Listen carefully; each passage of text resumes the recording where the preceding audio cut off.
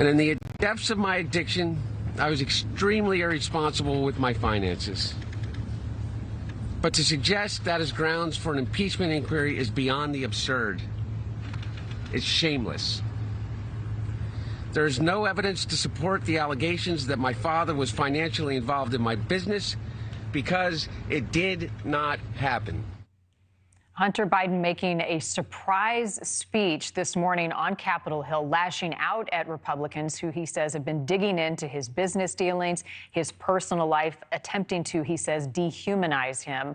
Hunter Biden insisting he will only testify before a congressional committee in public. Republicans wanted closed-door deposition today. Does not appear that is happening. NewsNation Washington correspondent Joe Khalil joining us now.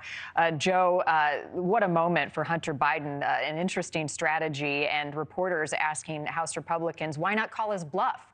Why not have him come in, see if he's actually ready to testify? Their response, got to follow the procedure.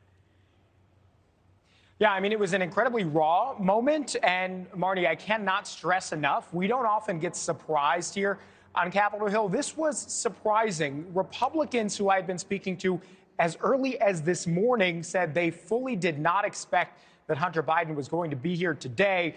He didn't comply with the subpoena. He didn't actually go in and comply with a closed-door testimony, give a deposition. But that statement itself was really striking. And you talked about a sort of interesting strategy here. We had been hearing now for a couple of weeks that Hunter Biden and his attorneys wanted to pursue a different strategy. Beforehand, not just months, but for years now, Republicans had been sort of making him a straw man in many ways and criticizing Hunter Biden. And he was largely silent on the accusations they were making against him until now. He talked about the depths of his own addiction, mistakes that he made, but saying that they have nothing to do with his father. It's ridiculous that Republicans, in Hunter Biden's view, would use his past and his business dealings as a basis for impeachment for his father. And then he also just made it very clear where he stands with President Biden. And here's what he said in that sense. Let me state as clearly as I can.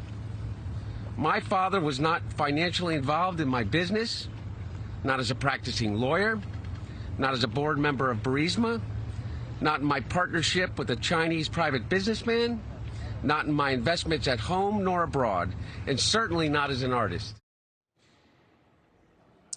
Now, Marni, to the question of why House Republicans won't call his bluff, as it was put by one reporter there, I've asked that question a number of times to both James Comer and Jim Jordan, who we just heard speaking. They gave me a few different reasons. One is they said when you've got a public hearing, you get 5 minutes per member of Congress to ask questions of Hunter Biden. What they want, they tell me, is more than 5 minutes. They say they have something like 700 or 800 questions that they want answered from him, from his attorneys, and some of Hunter's business associates. They say that is best done in a private setting, in a deposition. And they also said that often congressional hearings can go off the rails and they become partisan exercises.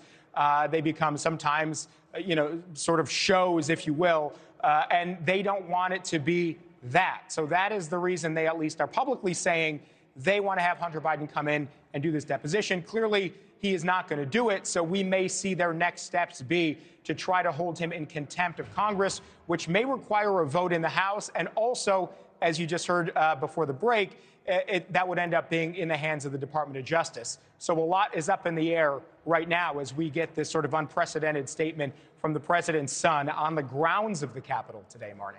Right. And this process is not one that will happen quickly either, going through the DOJ for the contempt proceeding. Joe Khalil in Washington. Joe, we'll come back to you. Thank you for that. Thank you for watching. Go to newsnationnow.com to find NewsNation on your television provider. And don't forget to click the red subscribe button below to get more of NewsNation's fact-driven, unbiased coverage.